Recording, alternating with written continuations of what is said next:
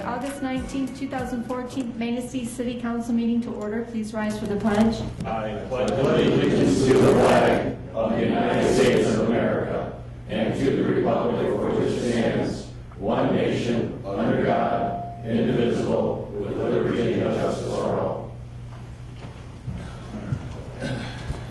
Michelle, can you please take the roll? Mayor Kenny. Here. Councilmember Cody. Here. Councilmember Harmon. Here. Councilmember Manistee. Here. Mayor Pro Tem Zaring. Here. Councilmember Whitliff. Here. Councilmember Gustin. Here. City Manager. Here. City Attorney. Present. DPW Director. Here. And City Engineer. Here. Thank you. Public hearings, we have none. Citizen comments and agenda-related items. This is the portion of the meeting if citizens in attendance have a comment on tonight's agenda. Comments are limited to 5 minutes. Is there anyone who has comment on tonight's agenda? Yes. Please come forward, state your name and address. Judy Carl, 159 Quincy Street. In a few minutes, tonight's agenda calls for the approval of the August 6th council meeting minutes. I would like to comment on those minutes, but before I do, I want to read from the council guidelines. Quote, council members, public officers, members of boards and commissions, and employees occupy positions of public trust. All public businesses must be subject to the scrutiny of public opinion, both as to the legality and propriety of such business, end quote.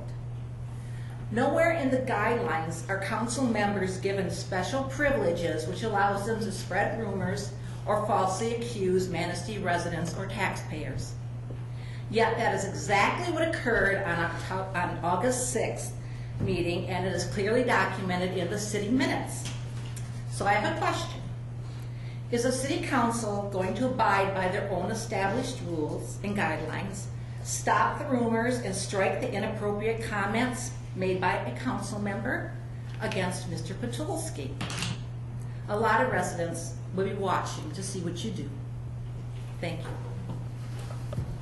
Is there anyone else who would like to comment on tonight's agenda? Yes, sir. Please state your name and address. John Matson, 521 Browning Avenue. I've been a citizen of the city for 33 years, and I'd like to say something about the deer culling issue. We've brought this up for 5 years now, and for 4 of them years, public opinion has not been in favor of it, and I see no reason why we are going to waste the money and the resources and the time again on this issue. And there is no need for a culling. There's no increase in car deer accidents. They may eat some flowers, but that's about it. A lot of people, citizens, enjoy the deer. In fact, we have people that come from cities that come visit us, and they're absolutely amazed by the amount of deer that we have. I live up in a hot zone, of course, up by the golf course, and they're really not a problem. So just wanted to say that. Thanks. Thank you. Is there any other person who would like to comment on tonight's agenda? Seeing none, we'll move on to the consent agenda. All agenda items marked with an asterisk are on the consent agenda and considered by the city manager to be routine matters. Prior to approval of the consent agenda, any member of council may have an item from the consent agenda removed and taken up during the regular portion of the meeting. Consent agenda items include approval of minutes, approval of payroll, monthly bills, notification regarding next work session. Is there a motion to approve the agenda? I'll make a motion that the council take action to approve the consent agenda as presented. Support. I have a motion by Councilmember Hornkel, support by Mayor Pro Tem Zaring to approve the consent agenda as presented. Is there any discussion? Michelle, can you please take the roll? Councilmember Cody. Yes. Councilmember Manistee. Yes. Councilmember Whitliff. Yes. Councilmember Harmon. Yes. Councilmember Gustin. Yes. Mayor Pro Tem Zaring. Yes. And Mayor Kenny. Yes. Motion approved. Thank you. Unfinished business, we have none. New business. Consideration of the MSDDA budget amendments for fiscal year 2013-14. The Manistee Main Street Downtown Development Authority is required by state law to ensure that the actual expenditures do not exceed budgeted amounts. The proposed budget amendment addresses expenditures to avoid any year-end negative budget variances. Is there a motion to take action to adopt the budget amendments? I move that we, sorry. Go ahead. Okay. I move that we vote to adopt budget amendments for Manistee Main Street Downtown Development Authority 2013-14 fiscal year budget. Support. I have a motion by Mayor Pro Tem Zering and support by Councilmember Hornkel to approve the adopted budget amendments for the DDA. Is there any discussion?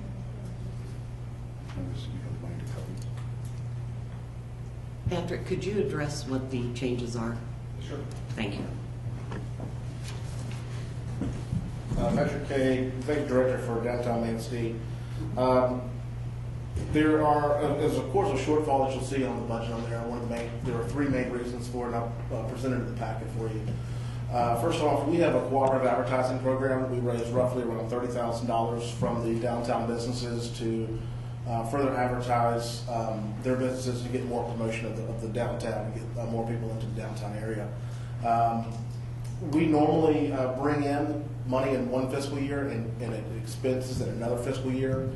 Like the city, we don't operate on a calendar basis. We operate on a, I guess it's July to June fiscal year. We normally bring in certain monies in one year and expend them in another. What we're trying to do is move that so they're all expended and brought in the same year, so we don't have that same issue on there. Therefore, there is $30,000 that was overspent in last year or was not accounted for, which will end up having to have a $30,000 increase, I guess per se, in our new year to kind of offset that. Another thing on there was a facade grant. We originally had budgeted for a certain amount of money for facade grants. One particular project came up mid-year after we had already expended all of our money on there, and the board had voted to take money out of our fund balance to make sure that project was paid for. And then last but not least, unfortunately, in the past, I think things have been run a little bit differently in terms of how the finances were done. I'll take it upon myself this year. We're a lot more fiscally responsible on things. All of our events will break even, if not make money. Money was spent more than was needed for the last Hops and Bops event, and that's why there was an overspend there as well. Thank you. Any other questions? Thank you, Patrick. Michelle, can you please take the roll? Councilmember Hornkel, Yes. Mayor Pro Tem Zering, Yes. Councilmember Gusted, Yes. Councilmember Whitliff, Yes. Councilmember Goodspeed, Yes. Councilmember Cody, Yes. and Mayor Kenny. Yes. Motion approved. Thank you. Next, we'll move on to notices, communication, and announcements. We have several reports tonight. First off, we'll have a presentation of the Water General Plan Study completed by Marsh Consultants.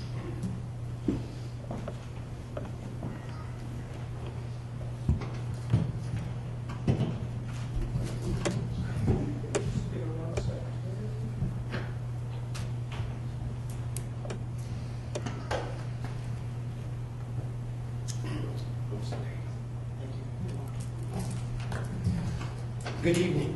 My name is Randy Peterson, and I'm with Marsh Consultants, accompanied by Corey Kondo from Marsh Consultants. And for the past couple of months, we have been working with city staff to develop a water system model and a water system management plan.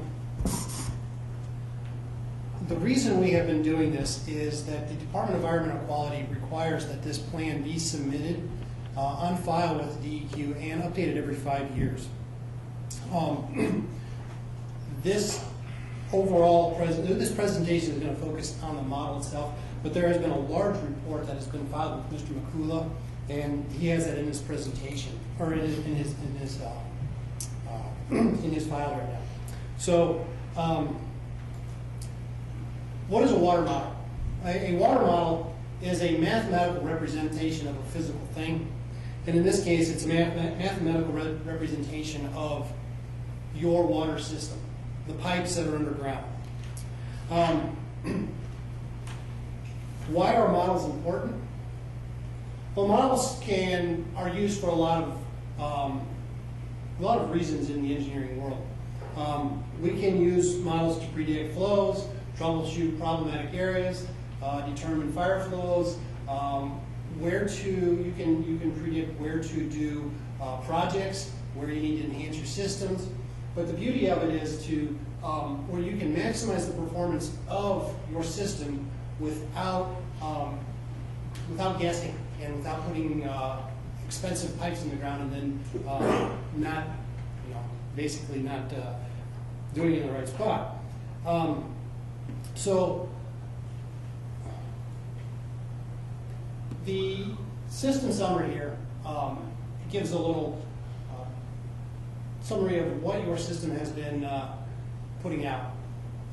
We are roughly running at around 1 million gallons per day. MGD means gallons, million gallons per day. During the summer months where you have a higher demand, you have seen up to 3 million gallons a day.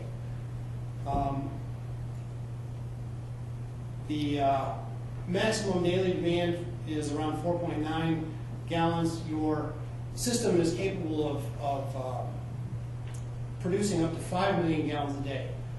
Now, these are a lot of numbers and a lot of facts that basically says that your system is adequate, that it meets the DEQ's requirements, and that you are providing enough water for your citizens. Demand has stayed steady throughout the past 5 years. Again, these numbers show that there's very little fluctuation in the total amount of water that is being used on average throughout the years. Now we'll get to the meat and potatoes of this presentation. This is a very scaled down map of your system. Each color represents a different size of pipe. You can see we have red, which is 12-inch pipe, purple, which is 10-inch pipe, so on and so forth. The larger pipes have been installed over the past few years to enhance your system. But you see a lot of your system is 6-inch pipe. 6 inches is an adequate pipe size for the most part. But one of the problems is that there are areas that are aging. And I believe you saw that this winter where you had a water main break and you had to shut down a block. Another thing with small pipes is that you have limited fire flows in certain areas. This model is really a large database of information, and such that we can sit here and show you this model and run a myriad of scenarios, but we would be here all night. So I don't want to bore you with those details, but one that I have prepared in this PowerPoint presentation is as follows. If you see this is a map of your system. Each dot, each green, red, and blue dot represents a fire hydrant. In the model, we actually can run essentially three different types of analysis. You have a steady state analysis, a fire flow analysis, and an extended period simulation. A steady state analysis means what happens at any given instant in time. It just looks at one particular point in time, how much water is being distributed. And that's the most basic analysis. The second one is called fire flow analysis, where you tell the system how much water you're going to need to fight a fire. It runs that much water through the fire hydrants, and it tells you where you have adequate fire flows and inadequate fire flows. And the third one is called an extended period simulation, where you basically run this simulation over a specified period of time, say 24 or 48 hours. And it was interesting, we sat with Mr. McCula and ran one of these extended period simulations. In fact, we were here back in late fall, early winter, and I believe that you guys had a fire not too long prior to that. And we set up a simulation where we modeled that fire, and you can see the water towers, the levels in the water towers go down, the wells kick in, it goes back up, down, and it really mirrored what was happening in the real world. But this particular example shows, right now, this is your fire flow analysis of your system in the ground today with the demands that you're experiencing today. Green hydrants are good. That means you have 3,000 gallons per minute coming out of a hydrant. Blue hydrants are acceptable. You want at least 2,000 gallons a minute. So blue means you've got between 2,000 and 3,000 gallons a minute. And red means unacceptable. You have less than 2,000 gallons a minute. And that doesn't meet the necessary fire flow. And you can see on this map, you pink and red, it's a gradient between, where the actual number lands. And you have a cluster up in the northern area by the lumber yard where we have some small pipes, poor geometry in pipes, poor connections, but you've got some spots up there that are bad, and a few blue ones that are marginal.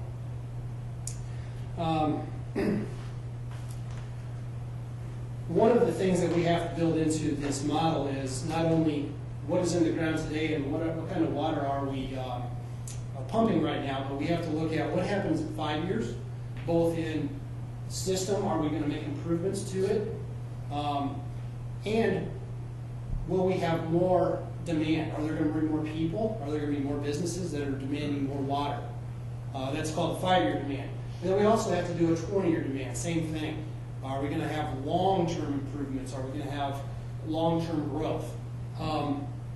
So you look at current demand, current system, 5-year demand, 5-year system, 20-year demand, 20-year system. What I'm going to show you here is the progression of that when we look just at fire flows. The next slide shows what happens if the system stays the same, yet we experience a increase in our demand. You notice a lot of those hydrants now turn blue.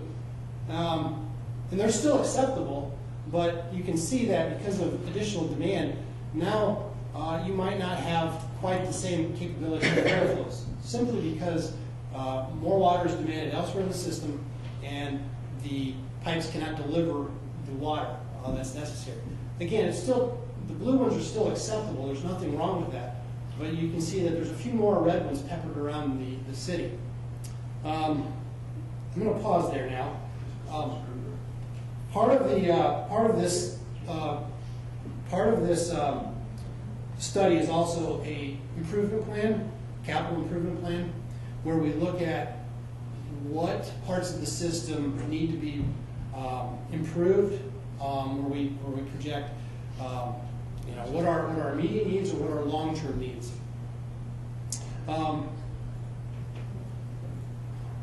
There's two things that are in the supply side.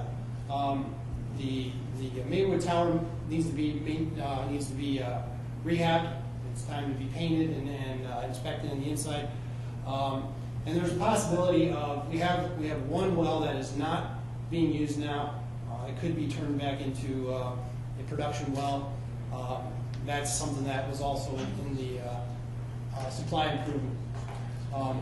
We do have adequate supply at this time, but again, looking at the 5 and 20-year scenario, we may need to increase the supply side. But more importantly right now is on the distribution side. I've got 4 things listed here that should be immediate projects. And you can see most of them are replacing small, old pipes with new, larger pipes. That increases the amount of water that can be delivered at any given time. And the next slide shows what that does to our system. As you can see, just by replacing a few pipes, all those blue ones disappear, and most of the red ones are gone too. And the only reason you have a couple of red ones there is simply because of dead ends, places that you can't run water main, or you've got the river and it's just at the edge of your town. So you can see that this model predicts that just by doing a few capital improvement projects, it really enhances the overall integrity of the system and delivers a significant amount of more water to places that may need fire flows. This model goes beyond just fire flows. It can be used to develop long-term planning.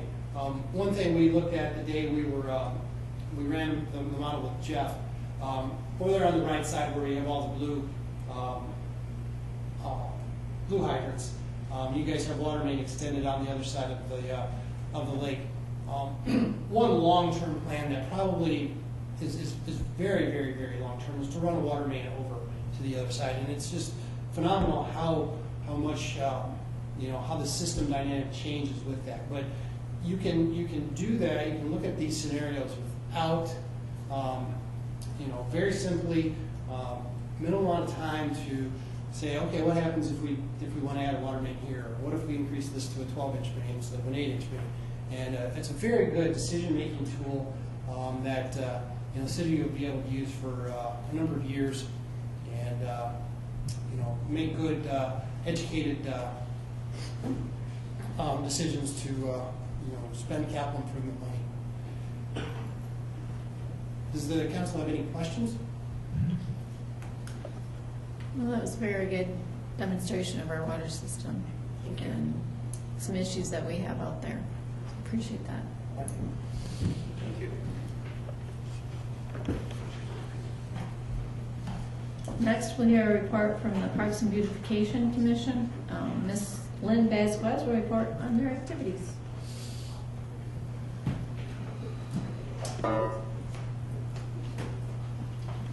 Yes,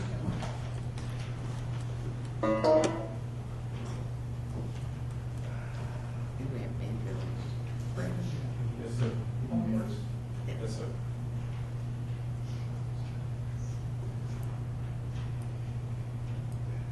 This looks like parks first. No, it's. Lynn's gonna do something separate. Yeah, Lynn's doing something separate. Oh, I'm sorry, I thought you did my apologies. Right. Thank you. She could do it. I got cookies. I'm sorry. That's okay. Are you all set? Turn the lights up. Thanks. Don't forget that part. Thank you. My name is Lynn Vasquez. I'm the chair of the Parks and Beautification Commission for the city. Our purpose is to advise on park development, maintenance, improvements, and identifying, planning, implementing public and private beautification projects. Currently, our members are Aaron Pontiac, who sits as our vice chair and corresponding secretary, Ed Tagler, Roger Zawinski, Mark Tomaszewski, and Kathy Boyle is our recording secretary. We currently have 2 open seats for the commission. We meet every third Thursday of each month at City Hall on the 2nd floor. And I'll just highlight from August 2013 to now, our highlights have been, we proposed an Adopt a Park program. The program was accepted by City Council. Since then, we've had 3, parks, gardens adopted out. The gardens down by the marina, which would be the Butterfly Garden right there on River Street, have been adopted out to maintain, weed, keep the flowers up. Morton's Park has been adopted out, and a spot on the Riverwalk just east of the Elks Lodge has been adopted out to do weeding and upkeep on the flowers there. We've also supported the United Veterans Council with their improvements to the Veterans Memorial Park. We've asked that the wording to our ordinance, chapter 289, section 09, be changed, briefly stating that the chair does not have to be a citizen resident, but does have to own property within the city. City Council had approved that.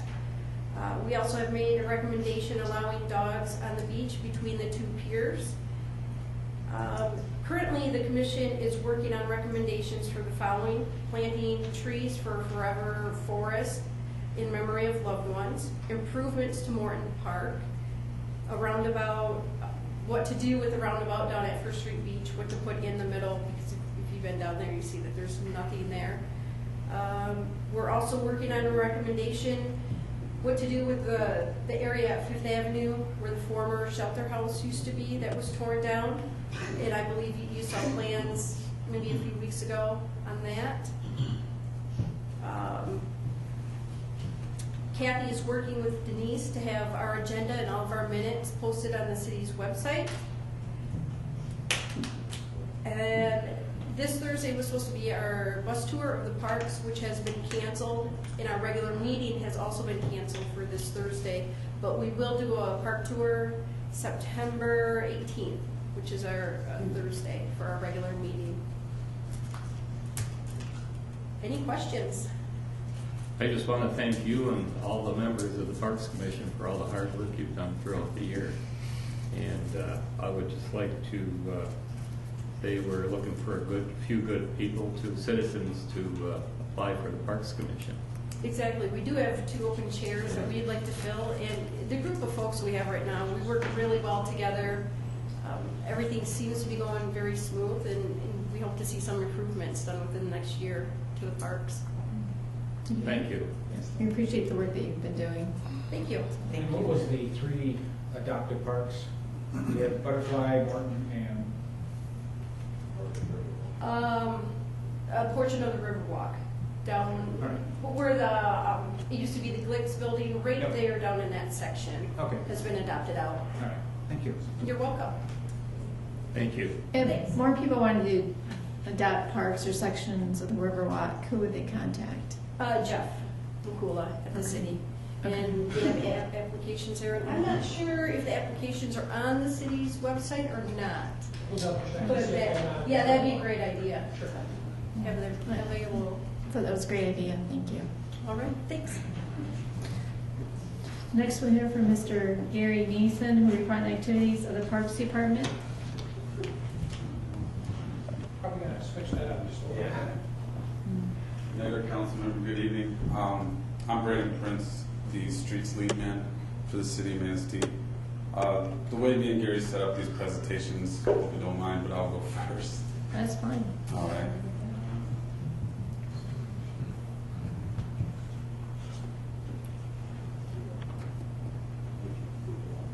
We're going to do an overview of the past year, our annual report. The structure of our street department is built up of 11 employees, with 12 being Kathy Boyle. You can see just by looking at the gentleman here on the screen, a lot of years of experience, a lot of knowledge, a lot of ability, and their total years of service is 269 years combined. So we have quite a bit of knowledge and experience in the crew that we have. In our street department, we have our city roadways. You can see our major, we have 18.6 miles, local 30.1. We are contracted out from MDOT to maintain US 31, the 1.5 miles of it, bringing the grand total to about 84 total lane miles that we need to care for and maintain and watch over. Some of our duties that we do, fleet maintenance. We have a mechanic on staff who is overlooking the maintenance of 53 city vehicles. You can see him right here in the blue. He's kind of on the go, fixing the machine so we can get out there. We do our winter maintenance, plowing, salting, snow removal. You can see here, this is our mixed pile where we mix sand and salt together for the roads, and that's pure salt right there. Our forestry department, besides the chipping that you guys know that we do, we react to storms here. You can see a power or a branch is falling on the power lines where we come in and cut it up, and you can see on the right, this is a storm in the middle of the night that the guys come in and take care of those. We have the yard waste and compost program. Our compost is south of town, where we take our wood chips, our yard bags that you see, the clippings and that, and we have a gentleman that goes out and he turns it and maintains it to turn it into black dirt. You can see through that program we do leaf pickup, where we haul the leaves out and dump it out there, which turns it into the compost. With some of that black dirt we create, we use it for dig jobs around town, things like that, but we also replace the dirt on the highway for Blossom Boulevard. You can see us putting it in here, and then the kids planting it there on the left. Some of the other things we do is hot patch. We go out and hot patch the holes that happen in the spring and the fall and throughout the year. Ernie Helminsky goes out and he runs this machine to the right. It's the sweeper, gets the curb lines, things like that. It helps out with the catch basins and things.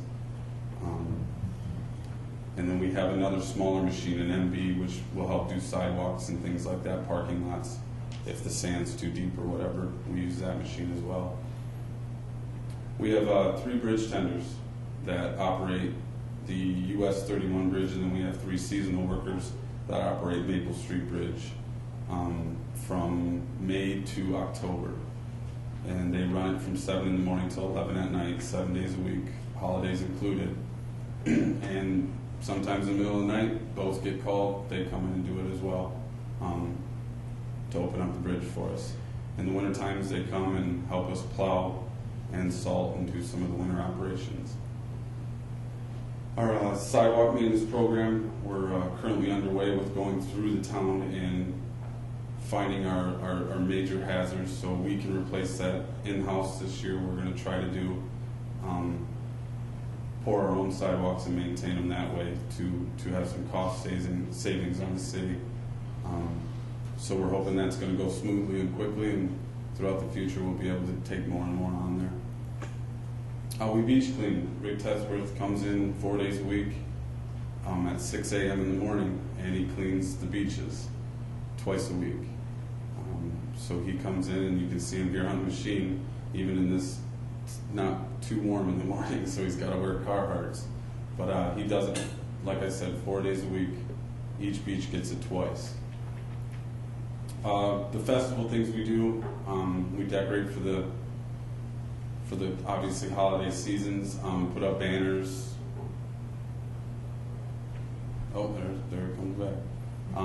Put out barricades and things of that nature to help out with all the festivals that we have here in town. Some of the highlights that came this past year, obviously the storm we all endured, the 208 inches I think it was total that we got. Obviously the cold temperatures, I think I heard today it was the coldest in 130 years or something. You can see here a quick video. Some of the things we got to go through. If you look on the right side, right here by the thing, you'll see a flash of light somewhere in there, and that's a plow driver going through drifts to open up the road. Here he comes right here. And you can see the snow that he's pushing. And that's, I can tell you, it's almost impossible to see through. Another thing we do is the salting. You can see the road has a little glaze over it. So we go out and put salt on the road to melt that snow. Yeah, it's coming up. Some of the snow equipment we added this year to kind of help us with those processes. On the left-hand side here, it's a cage machine. It articulates in 4 different directions. It hooks onto our skidster here, which makes it more agile downtown. We use it down there on the sidewalks rather than the pickup trucks. And that kind of jumps up there and can control the snow more. On the right-hand side, you can see our new snow bucket we got attaches to a loader. Our operator uses that downtown, clearing dead ends. He used it to push up massive snow piles we had down at Douglas Park this year. I think we all felt that it worked out pretty well. Another thing we got, I know we brought it to a meeting a month or so ago when we received it, is our new salter truck. Initially that's what we're using it for, but you can see here this new Paraglide wing. It comes off on the side, sticks out about 7 feet.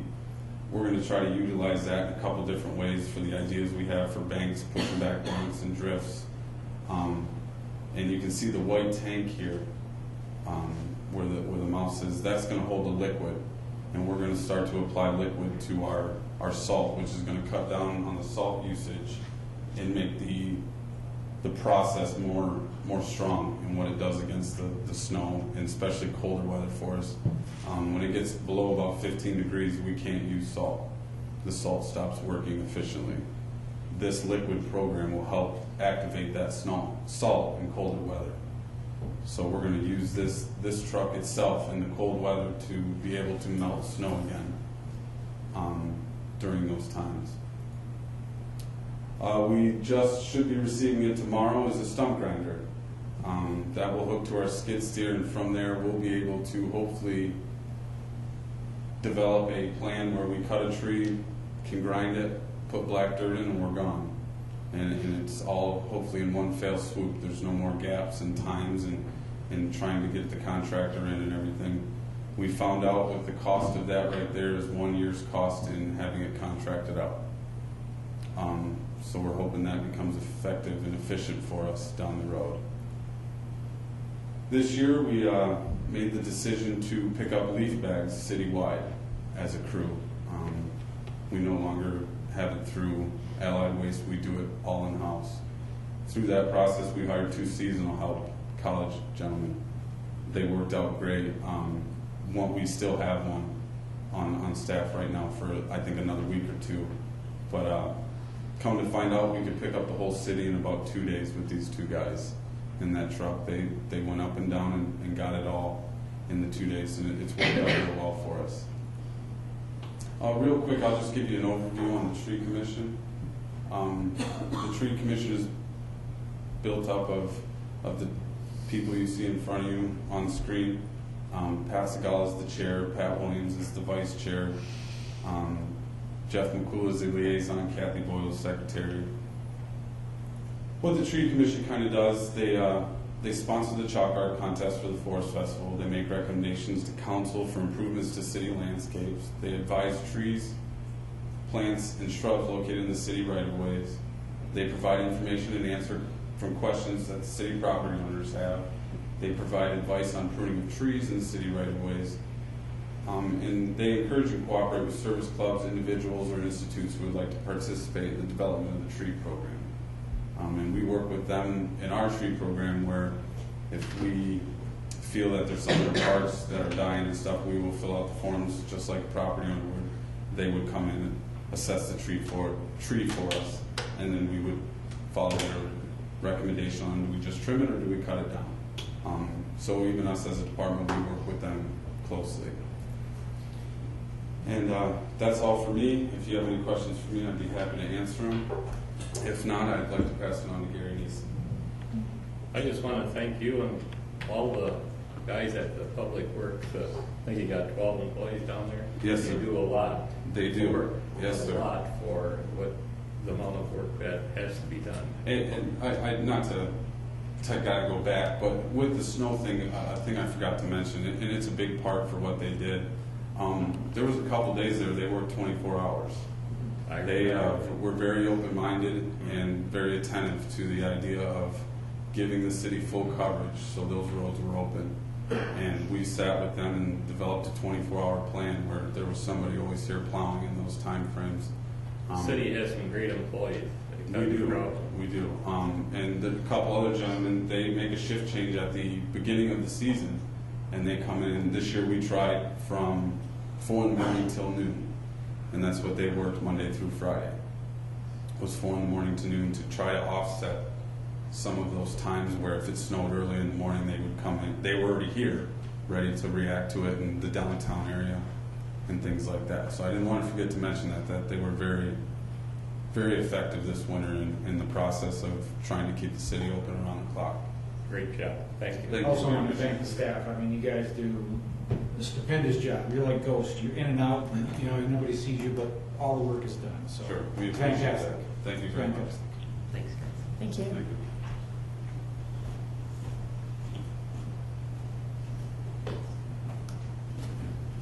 Good evening. I'm Gary Neeson. I'm the lead man in Parks Department. Parks is made up of 2 full-time employees. Unfortunately, we only have 27 years of experience. Typically, we have 6 seasonal employees. We only had 5 this year.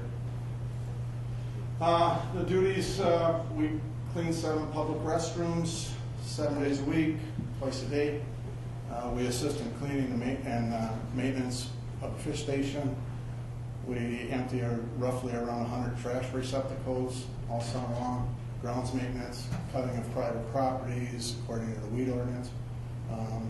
Operations of 13 parks, removal of snow from city property in winter, skating rink, preparation for city festivals, and we assist in the water, sewer, and the street departments. We maintain 3 boat launches, those being Arthur Street, 9th Street, and 1st Street. A couple of projects that we took on this year was the eroding of 5th Avenue Beach around the sidewalks. We poured about a 2-foot, I don't know if you want to call it a wall or footing or whatever, to stop the erosion, and it actually has done a very good job.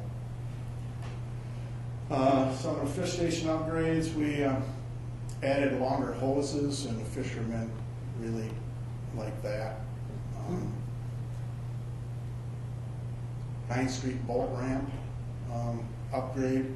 We took the old raft that was not in so good shape, and the dock that was usually underwater, and we used a couple docks that we had laying in the yard, and with the help of Jim Polisky and a couple of the guys from down there,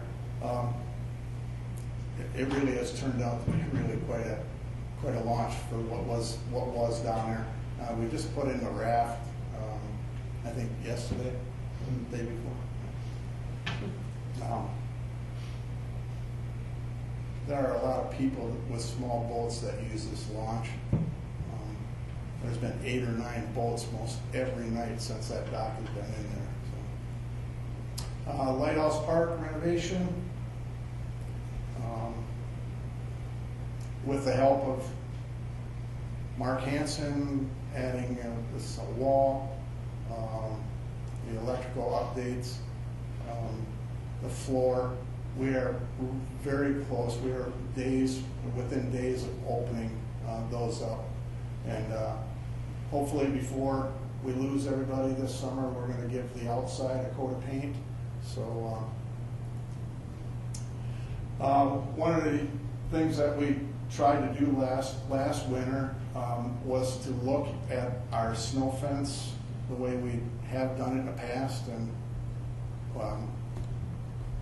what we did this past winter was we made some different rolls at angles and stuff.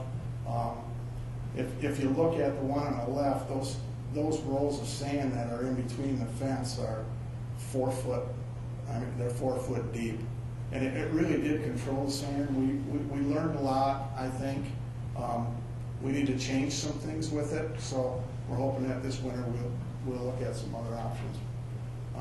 Upcoming projects, skating rink plans. I believe it's tomorrow night. They're meeting with the teen center board. Just got moved to Thursday. Thursday? And yeah, we're going to do something this winter. I think there's money allocated for ice skating rink, but I think I don't know if we have the whole thing this year or whatever, but yeah, we're going to do some kind of a liner this winter. Rocket Park upgrade. You folks have all been involved in, I believe, so. 5th Avenue beach improvements. I don't need to say much on that, I believe, so. If there's any questions? 2 employees, you guys take care of a lot of parks, do a lot of work. Yeah, do a great job. Those guys do. I've heard a lot of citizens. And all the help of those guys over there. I've heard a lot of citizens say the parks are looking great. Thank you. Thank you. Thank you.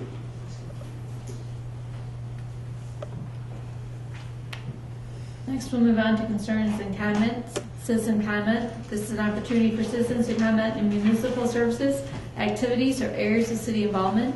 Citizen attendance shall be recognized by the mayor for comment, which are limited to 5 minutes. Letters submitted to council will not be publicly read. Is there anyone who'd like to comment?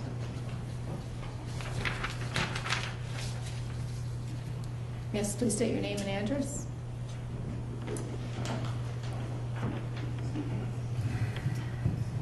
Judy Carl, 159 Quincy Street. I must say, before I get into my written comments, that I'm really disgusted with each of you for approving the minutes where you basically accuse a resident of starting a blog, and the resident is legally blind. So it's just amazes me that an accusation like that could be made by the council member. I'll start my written comments. People in Manistee are talking about the oil and gas history and about the impact analysis of using $5 million of oil and gas money for local streets. And you know, it's the impact study that Mr. Bradford presented on August 13th. Or probably I should say that a lot of people are asking questions about Mr. Bradford's presentation. They're asking, why is it that the city can never present the same so-called facts and numbers? How can it be that on April 22nd, during a council work session, Mr. Bradford's presentation, this material stated that back in 1981, the specified use of the oil and gas fund was streets. But on August 13th, he tells the ad hoc street committee that the fund was never for streets. I actually have a screen print of his presentation here that I will be giving to Michelle so that she can put it in the records that it is actually documented that that did occur. Likewise, I would ask, how is it that on April 22nd, the finance director states the oil and gas reference to streets was dropped on April 1, 1995, but on August 13th, the street committee members are informed there never was a written reference that specified usage of the oil and gas fund for streets. The stories seem to change in 4 months period of time. Residents are also tuned into the impact analysis over a 25-year period if oil and gas fund monies are used to repair the neglected streets. Where are the analyses that show the impact of having used in excess of $2 million to subsidize the Ramsdale and the marina since 2005?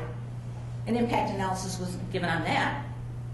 Where's your analysis to show that the impact of the next 13-year commitment to subsidize the Ramsdale and the marina debt through 2027? Where is the impact analysis for the 2013 low-interest loans made from the oil and gas fund for the city marina and the boat launch? Where is an analysis for the 2013 override of the spending rule for the oil and gas money? Why are the city leaders being selective in providing information to residents? City Council, I'm here to tell you that the residents of Manistee are more intelligent than the city manager and the city finance director give them credit for. They see and recognize the city's intentional attempt not to use the oil and gas funds for local streets, but rather to save it for your pet projects to special interest groups, fishermen, and people using the Ramsdale. They know that many of you were on the council 10 years ago when it was the right time for the right procedure to repair the city streets. But you blindly accepted staff recommendations and made poor management decisions. You have 1 minute. Perhaps those of you who were on the council and on the city management staff 10 years ago should return to the cities to the stipends and the paychecks that you received because you didn't earn them. Lastly, I took the liberty of preparing for you a document that I'm providing free of charge without a Freedom of Information Act request, so that you will have in writing all of the questions that I asked you tonight about the analyses, so that you can perform an investigation. Thank you. Is there anyone else who'd like to comment? So now we'll move on to officials and staff. City clerk, Nothing, Your Honor. city manager, Nothing, Your Honor. city attorney, Nothing, Your Honor. DPW, Nothing, Your Honor.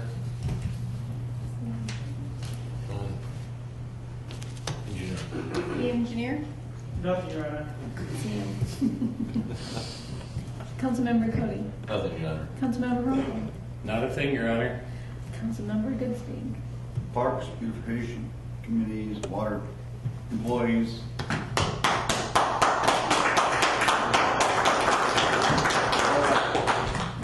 Mayor Pro Tem Zering, Nothing, Your Honor. Councilmember Whitman, Nothing. Councilmember Goodstead. Nothing, Your Honor. I have nothing, so I'll take a motion to adjourn. I'll second. Meeting adjourned.